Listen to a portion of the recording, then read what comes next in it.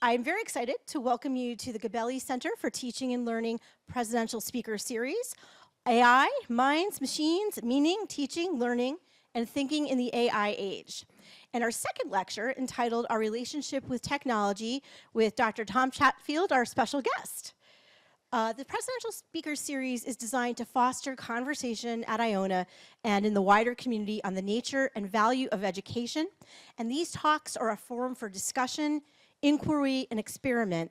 And audience participation is a key factor in bringing out insights and will move us forward. So at the end of our discussion with Dr. Chatfield, we look forward to your questions. We are so grateful to our colleagues at Iona, particularly IT and facilities, who have made this event possible, and to all of you here in attendance. I would be remiss not to offer special thanks to Mark Gabelli and the EMG Gabelli Foundation, Madonna Foundation, for their generosity, as well as the Provost Office team and Marcom.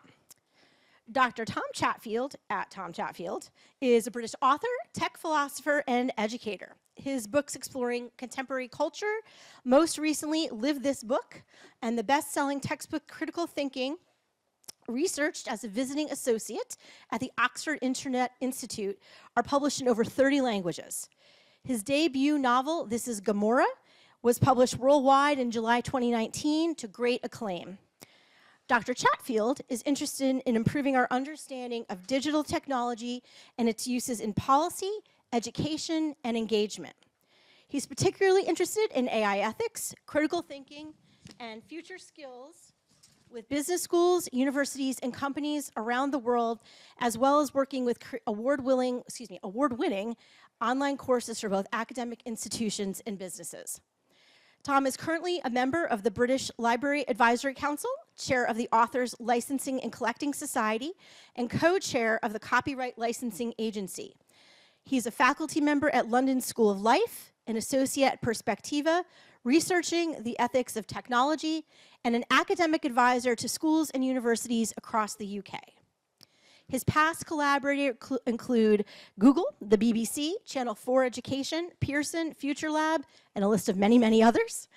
And Tom took his doctorate and taught at St. John's College, Oxford, and continues to be a guest lecturer at universities across the world.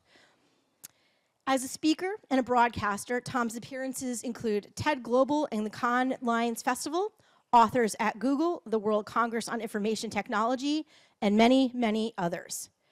A launch columnist for BBC's worldwide technology site, BBC Future, Tom writes and commentates widely in the international media, as well as guest lecturing. And when he's not working, and I'm not sure when that ever is based on what we just shared with you, he likes to play jazz piano and drinks too much coffee, and so therefore he's an excellent company here at Iona. I give you our special guest, Dr. Tom Chatfield. Okay. Yeah.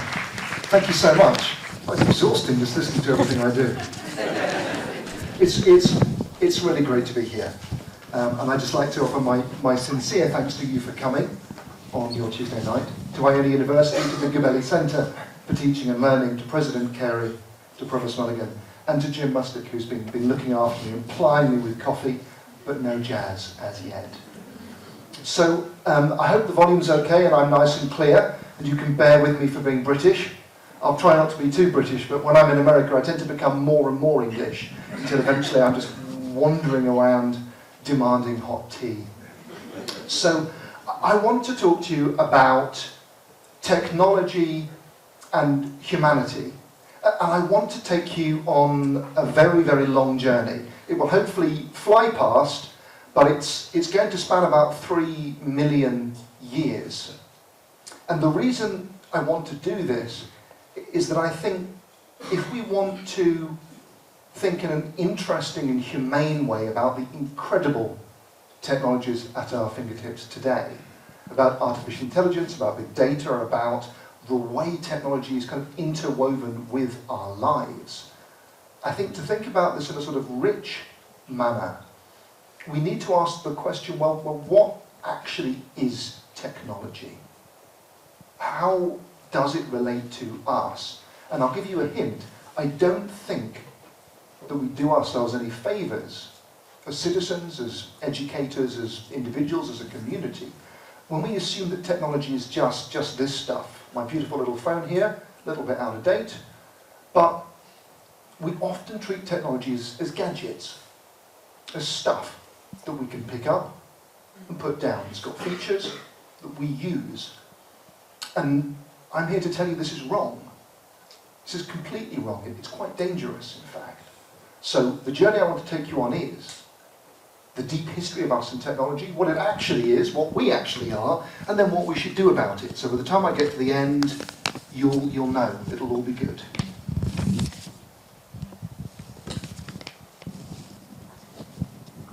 So I've said that technology is not just stuff. And in order to explain what I mean by this, I want to talk about the difference between technologies and tools. Now, one of the really interesting things about tools is that we are not the only animals that use them. In fact, lots of brilliant research over the last 20 years and more has shown us that the animal kingdom is full of tool-using creatures. So, for example, Caledonian crows of New Caledonia, they make little tiny hooks out of twigs and leaves and use them to get insects out of branches. And only New Caledonian crows do this. They learn it from each other. It's a little culture. And crows are part of a family of animals called corvids, which kind of is Latin for crow, but it also encompasses magpies and jackdaws and ravens. They're really smart. In fact, a cool bit of recent research suggests that it's possible that these animals, which are the only living dinosaurs, really, they all descended from the only dinosaurs not to be wiped out in the great meteorite of minus 65 million. They may have more efficient neurons than us because their tiny brains are incredibly powerful. Other animals that make tools and use them include octopuses. Famously smart cephalopods. There's movies made about how smart they are. In Indonesia, the Indonesian octopus will scour the seabed for coconut shells lying kind of broken and buried in the sand. And when it finds some really good coconut shells, it will clean them out, pair them up, and turn them into a kind of armour to protect its squishy little cephalopod body, so it can better get crabs and things like that. And obviously our cousins, apes and primates in general, make intelligent use of sticks and stones to bash things. In fact, even hawks in Australia have been observed making intelligent use of fire. Aboriginal peoples of Australia have long known that firehawks, the clue is in the name, will fly down to a natural fire, pick up a burning branch, and then drop it somewhere else in some dry bush to drive out prey, which they can then gobble up. So I'm making this point at great length, partly because I think it's cool and interesting, and animal tools is a really amazing area of research, but partly because, fairly obviously, we're different. After all, I'm here talking on a microphone to you with language in a room we've built. And even though crows are really clever, they're not doing that. There's no crow seminars. We're unique. We're unique in an interesting way. But we weren't always unique. You go back about 3.2 million years to the Australopiths. So if you go back 3.2 million years, you find these ancestors of ours, these upright southern apes, that's what Australopith means, making opportune use of stones and using them to break open stuff. Now that's what a tool is. A tool, in the most basic sense, is making intelligent use of the environment's offerings. There's a stick, I'm going to poke a man with it. There's a sharp stone, I'm going to beat it against something else. There's a coconut, I'm going to use it to protect my body. But something mysterious and remarkable happened over the space of 1 million or more years. And that is that a culture of tool making somehow became a culture of technology. And a technology is not just stuff.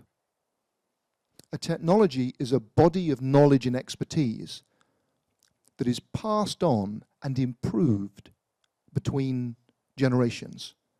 It's a shared communal body of knowledge. So one of the really big ones for us was fire. Greatest hits of technologies, fire is up there.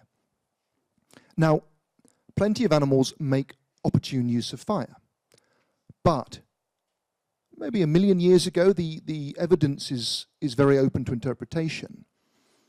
Our more recent ancestors than Australopiths began to do something incredible. They began to domesticate fire.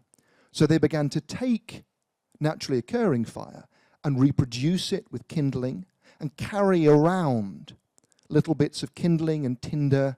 Gradually, direct ancestors of ours, like Homo erectus, began to make hearths. They began to tame fire.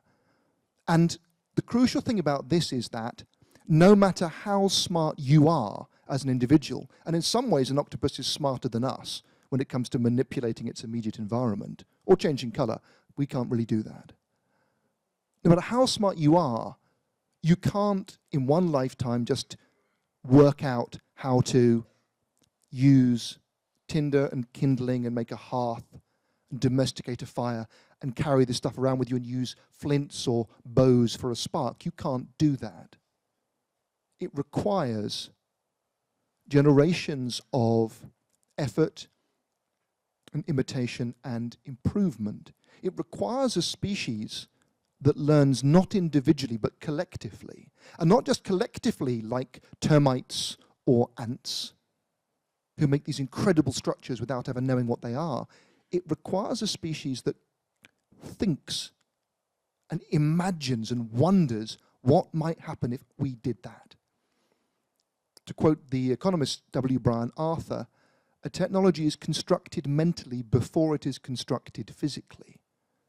And so the making of more and more complex stone tools, the domestication of fire, the development gradually of a survival strategy where you cook stuff, where you don't need to be hairy because you can warm yourself on a fire, where you don't need to get 1,000 different bits of unnutritious plant because you can cook a few of them and vastly increase the nutrition available, where you can drive off other animals, where you can invite other animals to share your hearth. This is the product of ancestors who somehow learnt to imagine what the world might be, who learned to teach each other from generation to generation how to make things and improve things, who became specialists, who became creators. Language is bound up with this. Language, imagination, this stuff that our massive cortex is devoted to. The details are lost to history, but the result is undeniable. We're the living proof of it. Technology evolves alongside us. In fact, technology predates our own species by so much that there's never been such a thing as a non-technological human. There is no human state of nature before bad technology came along or good technology. No, no. The fact that we evolved, that I am upright using language, using this when it works, this is because we co-evolved with technology. We're here because together, over thousands of generations, we learned to remake the world in the light of our inner lives. Everything we are is bound up with technology. And this is incredibly important because what it means for me right now is that when we talk about our phones, our clothes, our gadgets, our transport, our stuff, data, we're not just talking about optional extras that as consumers we buy. We're talking about the stuff of our relationships and our existence, with the story we tell ourselves. And I want to talk to you then briefly about childhood and children, and then about AI. And the reason I want to do this is partly that I'm a proud dad, and so I boringly talk about my children all the time. So sorry about that. But also because when you look back at this astonishing history, now with evolution, it's very easy to tell just so stories, to make stuff up. to suit your purposes. There's a lot of speculation about the deep past. People say things like, oh, you know, we're rivals, we're all rivals, we're all trying to show off. We're like this, we're like that. That's human nature. That doesn't tend to be very good science because it's speculative. But one thing we do know, without doubt, is that human babies and children are really weird. Like, unbelievably odd. If you've ever seen them. Terrifying. We're total outliers in the mammalian and animal kingdom. And one way of thinking about this is the extraordinary fact that our little children are just, in some senses, they're absolutely useless. If a wolf gives birth, if a lion gives birth, these respectable animals, then within weeks, these ferocious little creatures can defend themselves and kill stuff, and, you know, within a year, they're off, they kill their parents given half a chance. And if you look at apes, again, you see these strong little creatures that can cling onto a parent, ride them around the forest, survive. If they don't survive, you know, they're gone, the gene pool has got a bit stronger. That's what evolution is definitely about. If you don't survive and pass on your genes, that's it. So a human child cannot even sit up for 6 months. Giving birth to a human child is incredibly hazardous. It tends to need assistance. They can't stand for about a year, human children. Can't communicate properly for a year or so afterwards. Doesn't have anything like adult strength for over a decade. Can't reproduce for 12, 13, 14 years. Doesn't gain full kind of self-control in terms of the prefrontal cortex till probably late in the 20s or early 30s, or sometimes never. Now, this is an evolutionary enigma. This is a great mystery because we don't know a great deal about the past, but we do know that you have to survive. You just don't get to pass on your genes if you don't make it to breeding age. So clearly, having fantastically vulnerable children, and not many of them, again, we have a very long gestation. And when you're breastfeeding, you don't tend to be fertile. So there's clearly a huge advantage bound up somewhere with this extraordinary long, vulnerable childhood. And here's what it is. Neuroplasticity. Or to put it in a less fancy way, the ability to learn. Specifically, the ability to learn and learn and learn and grow after birth. Most species, for very obvious reasons, mature to a pretty impressive stage inside the womb, in the case of mammals,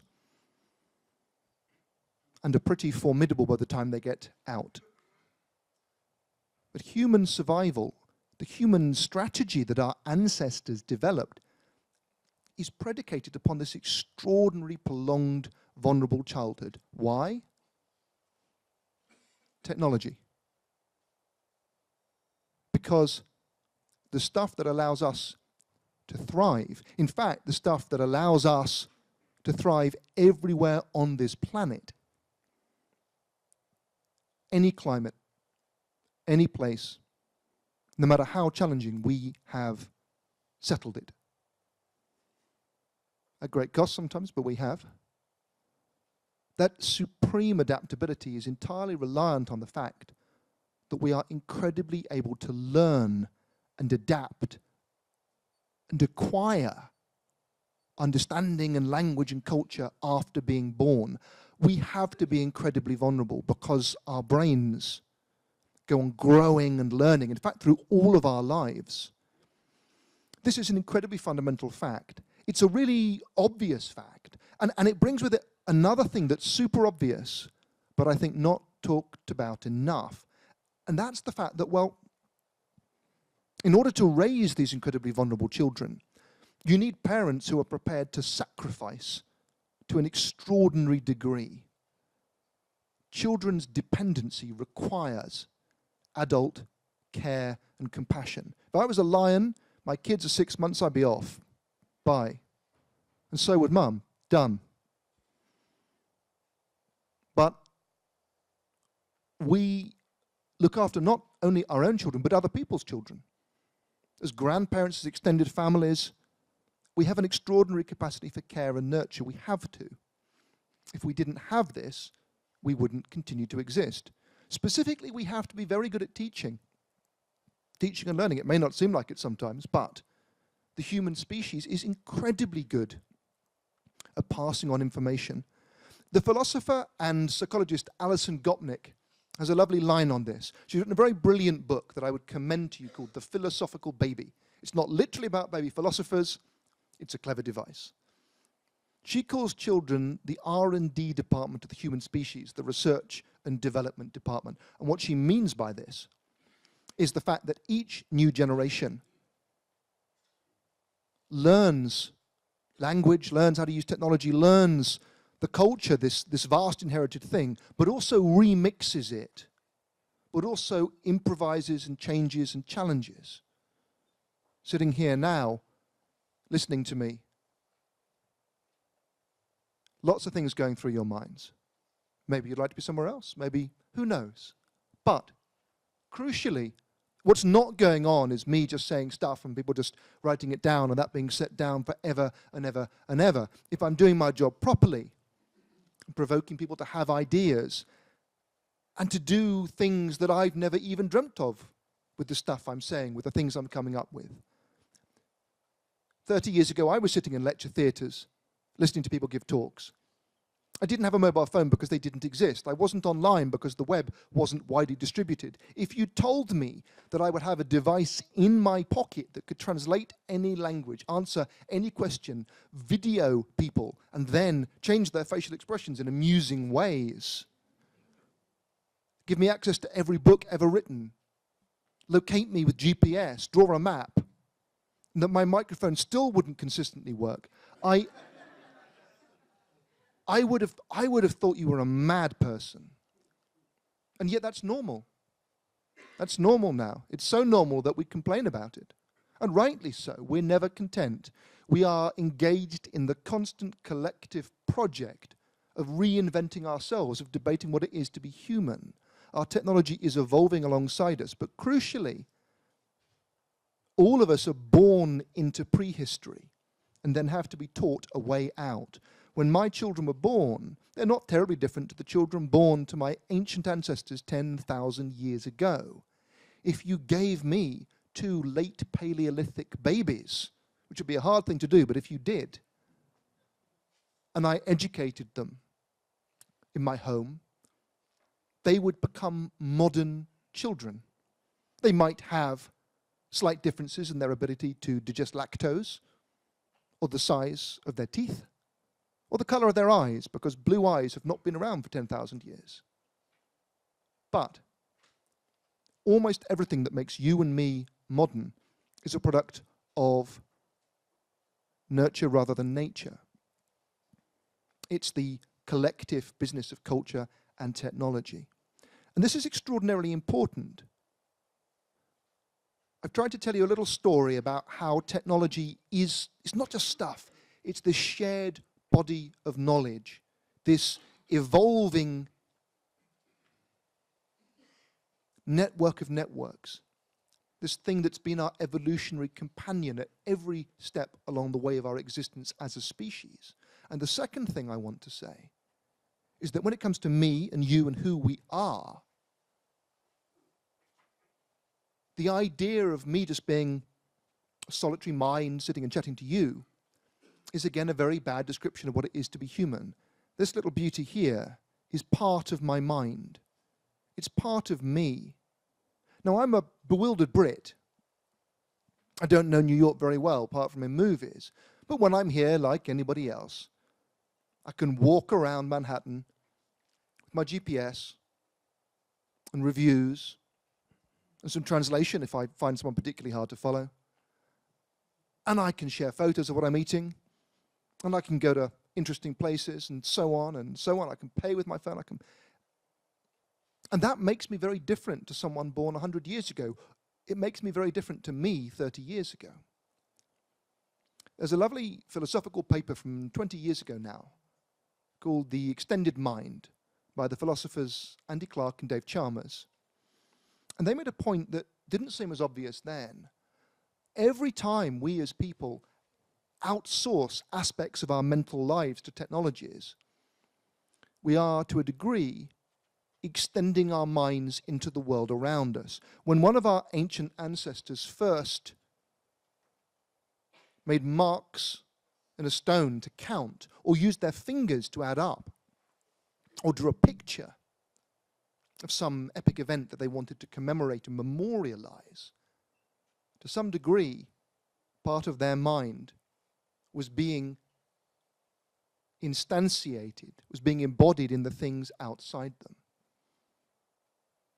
And in a way, this is really obvious because I'm talking to you with language. You understand me, I understand you. But to some degree, language is doing some of my thinking for me. I'm using words and concepts and ideas that I didn't come up with, that I've inherited, that are communal, that are shared. Language as a tool is something that enormously increases our scope and power precisely because it's a collective project.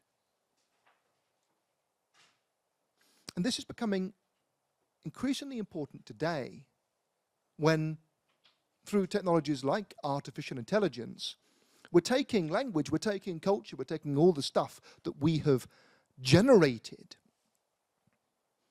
and we're submitting it to an extraordinary form of pattern recognition and automation, so that in a way our language is talking back to us. I can have a conversation with the sum total of humanity's knowledge, or at least those bits that AI systems have been trained upon. This is very weird. It's very new. We don't quite know what to make of it yet. But the point I want to make is that in a way, this is an intensification of something that has always been true. Because it has always been the case that to some degree when we speak, the language also speaks through us. That when we use a tool, we don't just use it as we want, a tool, a technology, a cultural form. It also has certain kind of values and potentials embodied in it.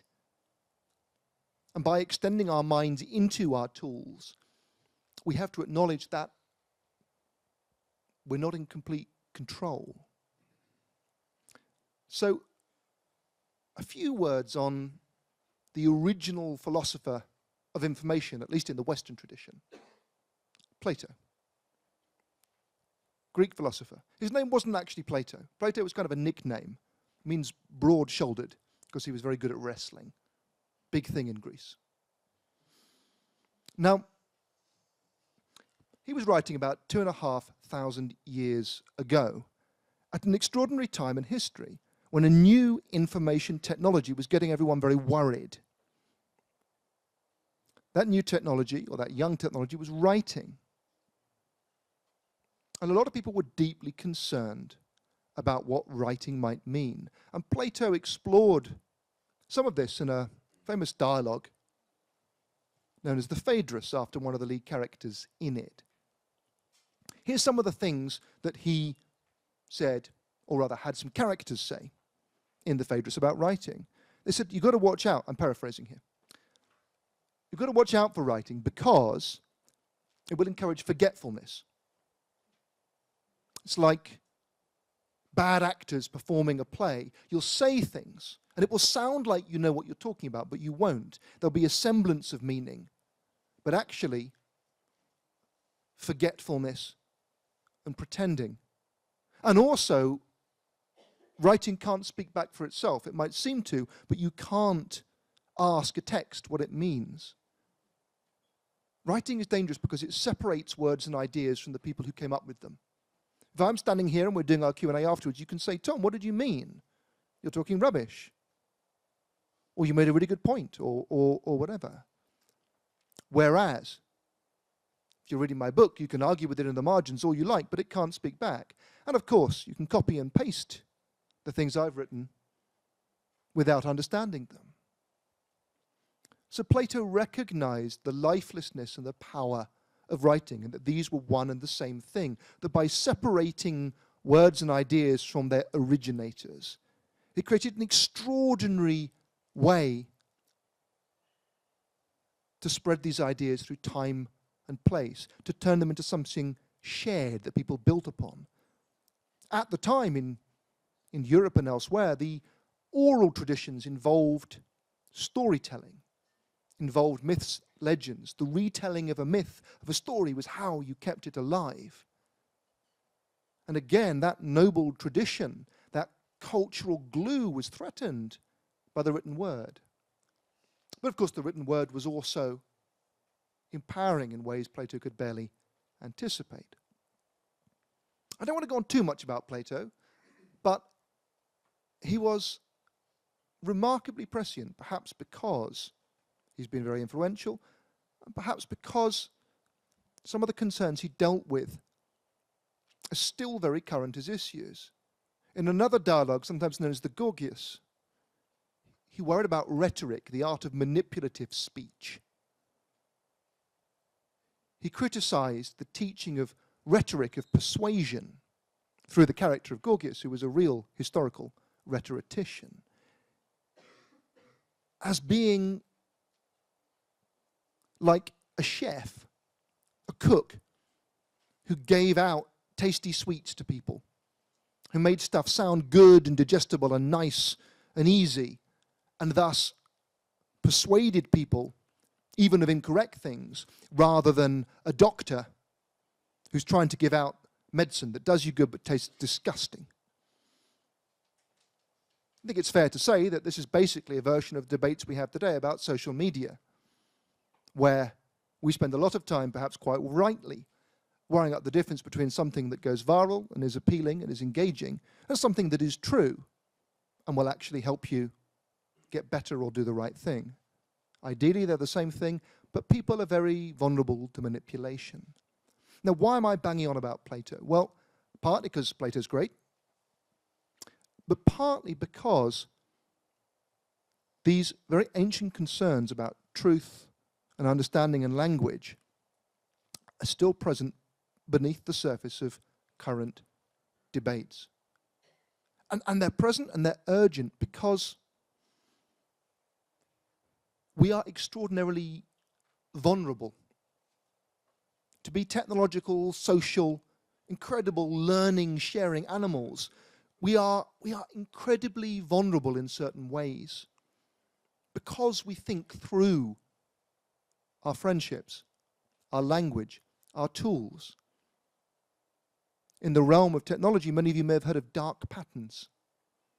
Dark pattern is a form of design that is manipulative or exploitative. It can be a really simple thing, like you're automatically subscribed to Amazon forever, and the unsubscribe button is hidden in 15 menus.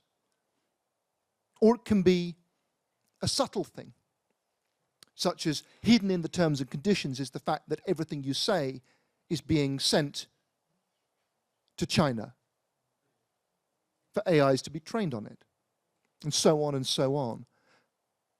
But the point is that our decisions, our beliefs, our minds, our ability to interact with each other and the world, to be in control of our lives, this is dependent upon the systems we use. If the systems we use are exploitative or manipulative or dishonest, we are less able to know what's really going on. We're less able to feel in control of our options and our opportunities. If everyone always lies to you, the problem is not that you believe the lies, it's that you believe nothing. According to the internet, Hannah Arendt said that. I think she actually did, although, interestingly, the rest of that quote, when it goes around on social media, is made up. Or is it? You'll have to check. So This is building towards where I want to end up. And that for me is simple and incredibly important.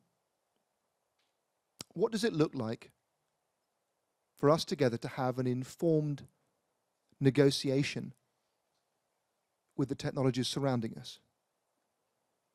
What does it look like for us to be able to reflect critically upon the incredible resources at our fingertips, the incredible tools? And in some ways, I think it means realizing how vulnerable we are, how much we need each other's help. There's a rather sad newspaper article that was published about 120 years ago. It's in a well-known genre called tech utopianism. And it's talking about a crazy new technology called the telegraph. You may have heard of the telegraph. It was a big deal back in the day. It's an American newspaper. And it says, there's this thing called the telegraph. It can take messages across the world at the speed of electricity, speed of light. This is amazing. Truly amazing. Truly amazing. It shrinks the distance between continents to seconds, to moments. But this is wonderful as well, right? Because now we've got this, we're not going to have wars. Because in a planet where one person in one continent can hear the cries of the people on the front suffering in real time, where a war can be waged, and even though it's in a distant country, you can hear witnesses telling about it. On that planet, war is soon going to stop. It's a very sad article, because I think the person writing it thought they were making a profound and optimistic observation about human nature, rather than, as it turned out, coming up with a case study for me to use in a talk about why we should be much, much more pessimistic about certain aspects of human nature. But the point is, technology doesn't dissolve all our difficulties. It doesn't absolve us of the need to ask these very difficult and interesting questions. What does it mean to use it well? What does it mean to relate to one another richly and successfully? So, I want to go back to children briefly and build my final point out of that. When I think about my children and AI and the place of technologies in their lives, one thing I find very useful is to think through what happens when my children, who are 9 and 11 years old, safely in bed back in the UK, when they come home from a day of study and they show me little stories they've written and the pictures they've drawn and the poems they've written at school, and they bring them home. And what I don't do is look at my daughter's drawings of our cat and say, that's rubbish. You're wasting your time doing these really inaccurate drawings of our cat. It looks nothing like a cat. It looks like an unwell rabbit. I don't do that. I don't get out my iPad and say, look, let me introduce you to Stable Diffusion. If you type in as a prompt, draw me a cat. If you like, type in pretend you're 9 years old and draw. There you are. Great drawing of a cat. You can stop wasting your time drawing these pictures, writing these poems, writing these stories. We've got AI now. You don't need to bother. I don't say that because I'm not a terrible father, I hope. But also fairly obviously because if I did say that, I would be missing the entire point of my children's education.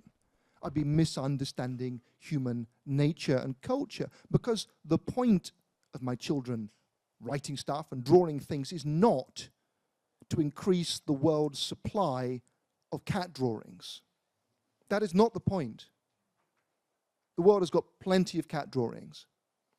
The point is, fairly obviously, that the process of drawing and exploring ideas and expressing yourself, of using language, of chatting with your friends, of finding your own words for something, is intrinsically bound up with the process of learning what it is to be you, of acquiring the kind of skills that will let you participate in human society, that will let you do that incredible thing of remixing the past, and maybe, just maybe, doing better than the last lot of human beings. That would be a good one. It's by doing these things that we gradually and incrementally find out what we have to say in the first place. It's by writing a lot of unoriginal things that we fumble our way towards more original words. And it's really important, I think, to make a distinction between, on the one hand, those things we do want to outsource to technology, those things that it's absolutely fine and great to have done in an automated or external way. And then on the other hand, those things that we really don't want to outsource, that it is intrinsically important for various reasons for us to stay involved in. Here's another simple example. Now, as you may be able to tell, I am not really into my sports. I don't know if you get that vibe from me or not. I was big on badminton back in the day, which doesn't always command that much respect. But I understand that some people do like sport. Now, in England, where I'm from, soccer, as I think you call it, is big. And I know people spend a lot of time on soccer. And I sometimes imagine, well, with the power of AI, I could go to the soccer leagues, I could go to the people and say, look, I've got good news. I've solved soccer. I've put in all the data. I've modeled all the matches. And I've worked out all the results. And here they are. You don't have to play the matches now. It's done. You can all get on with something else. Fairly obviously, that would miss the point. Fairly obviously, that would destroy the pleasure, the interest, the involvement. It's a category error. The point of a game, the point of a piece of music, indeed the point of reading a book, the point of a conversation is not to get to the end and the output as fast as possible. It's for the process to give you all kinds of things that are intrinsically interesting and rewarding and fun and satisfying and educative. There's an incredibly important distinction between those things we do want to automate and get to the end of and finish, and those things where it's extremely important for us to be involved in them in an intrinsic sense. So where does this leave us with things like AI, with technology, with this 3 million year trajectory that I've been talking about? Well, the way I put it is like this. We have at our fingertips tools that can take the knowledge of humanity, the pooled resources we put together, and that can show us patterns within them, that can answer any question instantly. We can potentially automate enormous amounts of labor, of thought, of creation. But just because we can doesn't mean we should. And in fact, there's a real danger here. The danger is that if we don't participate as creators, as thinkers, as critics within this process, we accidentally end up outsourcing the stuff that makes us us, or that more precisely helps us to work out who we are in the first place and what we might be and where we go. So there's often a narrative with technology that is what you might call inevitabilism. And it says, in essence, here's technology, it does these things, and this is inevitably where we end up. And this is a very tempting narrative, especially if you've got a big tech company you don't want to be regulated. But in fact, the truth is much more difficult and interesting. The truth is that technologies have an extraordinary momentum, but ultimately, together we're in control. It's just the kind of control we're in is not the easy kind. It's the difficult kind, where we have to think hard about what we want from a technology and why and how. We have to think about where the stuff we care about lives within it, about what it might mean for the incredible tools we create to serve our values and our thriving. And that's partly why I keep coming back to children. Our species is unique because we're technological animals, because from generation to generation, we have to take these little children and teach them the world. And they learn it and they remix it. But of course, when it comes to our children, when it comes to other people's children, they don't intrinsically care about being richer or getting somewhere faster. People have to learn that. What children are above all is curious and willing to learn and eager to learn, are incredibly well equipped to question and remix all that came before.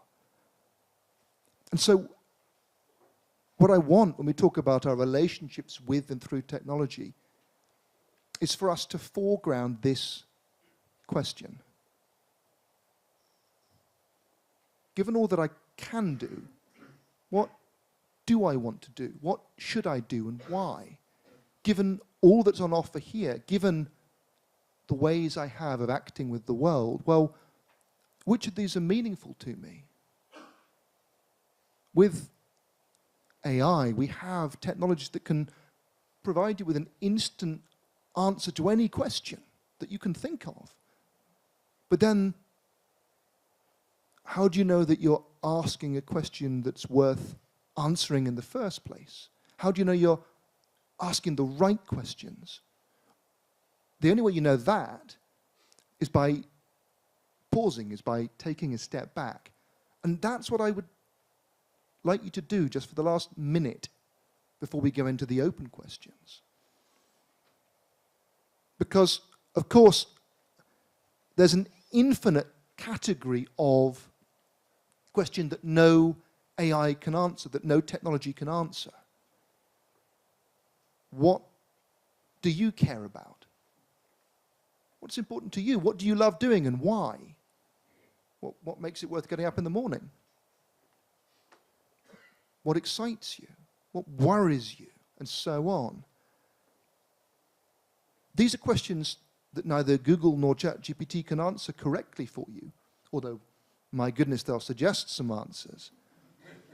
Because they're the kind of questions that are powerful and useful and interesting in exact proportion to how much time you are able to spend with them. And I would contend that if you spend even a small amount of time holding questions like that, you will be far better able to decide what you do and don't want to do with the tools at your disposal. And if those tools don't offer you the options you want, how you might dispute that and try to change it. So let's end with a question.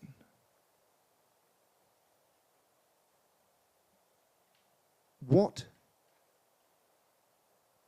do you love? And I'd like you to hold that question just for 30 seconds and answer it to yourself any way you like. And then we'll share some more questions out loud.